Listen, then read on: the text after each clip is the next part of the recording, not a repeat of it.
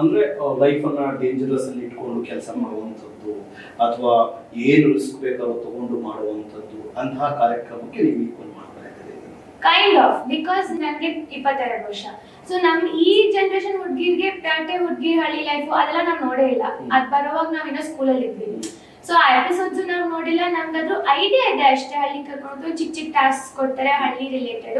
ಸ್ವಲ್ಪ ಇಷ್ಟು ಲೆವೆಲ್ ಆಗಿರುತ್ತೆ ಅಂತ ನಾವು ಎಕ್ಸ್ಪೆಕ್ಟ್ ಮಾಡಿದ್ವಿ.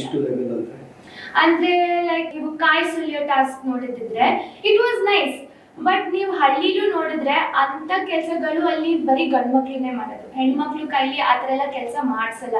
ಸಿ, ಹೆಣ್ಮಕ್ಳಿಗೆ ಆದಂತ ಒಂದ್ ಗೌರವ, ಒಂದ್ ರೆಸ್ಪೆಕ್ಟ್ ಇದೆ. ವೀಕೆಂಡ್ ನಾವ್ ಮಾಡೋ ಕೆಲಸ ಸುಮಾರು ಜನಕ್ಕೆ ಮಾಡಕ್ಕಾಗಲ್ಲ. ಬಟ್ ನಾವ್ ಏನೇ ಒಂದು ಟಾಸ್ಕ್ ಅರೇಂಜ್ ಮಾಡಿದ್ರು ಅದಕ್ಕೆ ಸೂಕ್ತವಾಗಿರೋದು ಸೇಫ್ಟಿ ಮೆಷರ್ಸ್ ಇರ್ಬೇಕು. ಸೊ ಅದಿರ್ಲಿಲ್ಲ. ಸೊ ನನ್ಗೆ ಅದೊಂದ್ ಚೂರು ಕನ್ಸರ್ನಿಂಗ್ ಅನ್ಸ್ತು. ಬಿಕಾಸ್ ಎಷ್ಟು ಚೂಪಾಗಿದೆ ಅದು. ಸೊ ಹಿಂಗ್ ಕಾಯಿನ ಒಡ್ದಿ ನಾವು ಸುಲಿಬೇಕು. ಕಾಯಿ ಒಂಚೂರು ಮಿಸ್ ಆಗಿ ಕೈ ಬಿದ್ರೆ ಕೈ ಹೋಯ್ತು.